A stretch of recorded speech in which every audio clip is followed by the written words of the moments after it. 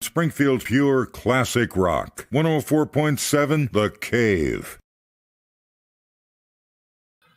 Hey, what's going on? Good morning, Mike the Intern. Back to work. It's Monday, and it's hot. Today on the show, we're going to talk about the Eagles' extended residency at the Sphere in Las Vegas. We'll talk about the anniversary of Velvet Revolver's first record. Talk about how you get your hands on a signed Geezer Butler autobiography, and we'll talk about Alex Lifeson's lineup of guitar effect pedals that he's putting out. 6:30 and 7:30 morning spin, celebrating the 50th anniversary of Before the Flood from Bob Dylan and the band. Put for your favorite song from this album online, 1047thecave.com. I'll play your favorites on Friday, 6:20 and 8:20. Ned Reynolds and myself talk sports.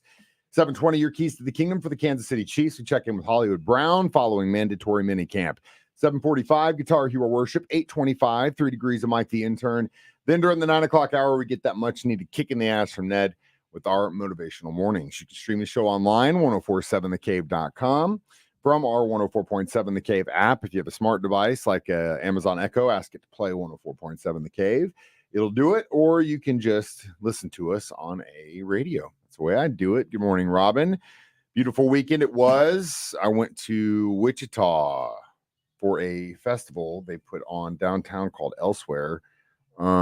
It's really interesting, actually. I went to see a band that I've been following for a long time. They're called Bad Bad Not Good out of Canada. They're kind of like a jazz group, I guess, if you were to call them anything.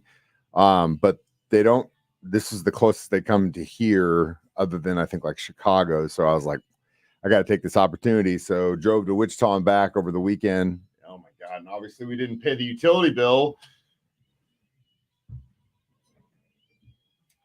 Anyway, I had a good time, really good time.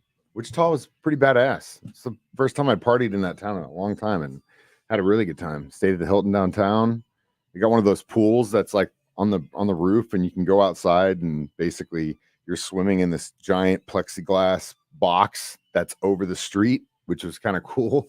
But yeah, it was a great show. The festival was pretty cool. They had it set up really awesome. Free water because it was so damn hot. So that was good. Beer only cost $5. It was real world pricing is what they kept calling it. So I was like, oh yeah, this is great. Maybe the other festival should take note and only charge $5 a beer as opposed to 10 to 15. So yeah, it was a good time. And then capped the night off with gelato. Woke up the next day, went to the Doodah Cafe in Wichita for breakfast, which if you're not familiar with that place, you should definitely check that place out too if you're ever in Wichita. And then got my ass home in time to play some video games and finish my Legos before I go to bed, or before we watched House of Dragon last night, which is why it looked like this because I stayed up too late. And then back to work on Monday. So that's pretty much what I did this weekend. And that's all the time I've got because now I got to play a song from Bob Dylan and the band on vinyl, which my first copy of this album was actually on the double cassette. And I used to listen to it all the time. Pink Floyd on Springfield's pure classic rock, 104.7 The Cave. It's Money. Good morning, Mike the Intern. 6:28. It is 70 degrees and time for a morning spin. This week we celebrate the 50th anniversary of Before the Flood, the live album from Bob Dylan and the band. It was recorded over their 1974 American tour. And it was the second release that Bob Dylan had on Asylum Records. His first would be the studio album he recorded with the band Planet Waves. And then they did this one. And then after this record, Columbia Records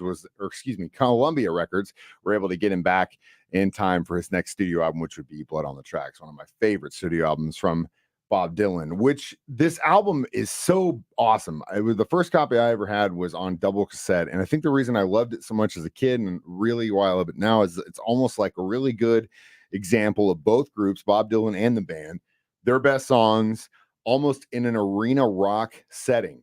So you got a guy like Bob Dylan who really, you don't think like, oh, he's selling out arenas and big packed shows, whatever, but he does this album and does this tour with the band and it comes across perfect. And maybe that's why I like it so much. Either way, let's kick it off. Maybe most likely you'll go your way and I'll go mine. On vinyl, I'm 104.7 The Cave. All right, I'm out. Thanks for watching. If you need me in order to find me, I'm here till 10, 104.7 The Cave. See ya. Springfield's pure classic rock. 104.7 The Cave.